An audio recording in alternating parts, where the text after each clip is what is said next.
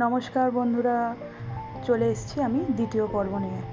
আজকে আমি পনির পোলাও করে দেখাবো। আমি পোলাওটা প্রেশার কুকারে করব, তাই রাইসের প্রপার মেজারমেন্টটা খুব ইম্পর্ট্যান্ট। আমি 2 কাপ রাইসের জন্যে ঠিক 3 কাপ জল দেব, মানে রাইসের মাপের 1.5 গুণ জল দেব।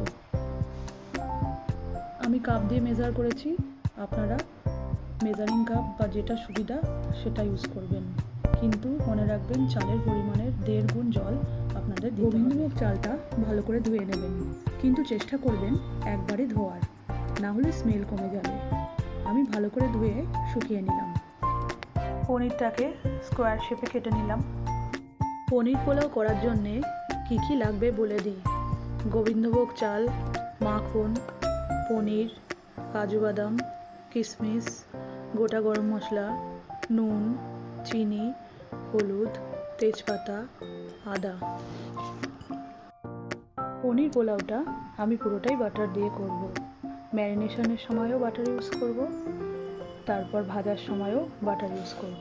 একদিন বাড়িতে ঘি ছিল না বলে বাটার দিয়ে পনির পোলাও করেছিলাম, খেতে দারুণ হয়েছিল।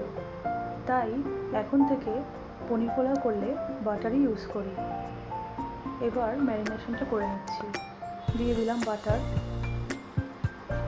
অল্প করে হলুদ গুঁড়ো দিলাম, একটা সুন্দর বাসন্তী রঙ আসবে বলে, আর দিয়ে দিলাম স্বাদ মতো নুন।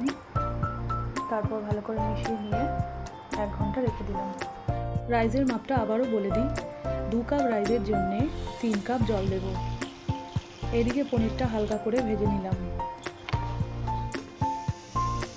এবার প্রেসার কুকারে দিয়ে দিচ্ছি বাটার, তেজপাতা, গোটা গরম মশলা, কাজু কিশমিশ, আদা পেস্ট, তারপরে ম্যারিনেটেড রাইসটা দিয়ে দিলাম।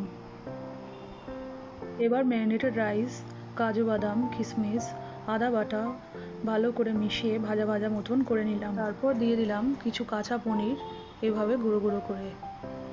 এবার 3 কাপ জল দিয়ে দিলাম। জল দেওয়ার পরে ভেজে রাখা পনিরগুলো দিয়ে দিলাম। তারপর দিয়ে দিলাম 4 চামচ চিনি। তারপর প্রেসার কুকার বন্ধ করে 2টো হুইসেল দেওয়া অবধি অপেক্ষা করলাম। এই দেখুন, এবার পনির পোলাও রেডি হয়ে গেছে। সেদিন পনির পোলাওয়ের সাথে ছিল চিকেন কারি। ভিডিওটা ভালো লাগলে লাইক এবং সাবস্ক্রাইব করতে ভুলবেন না।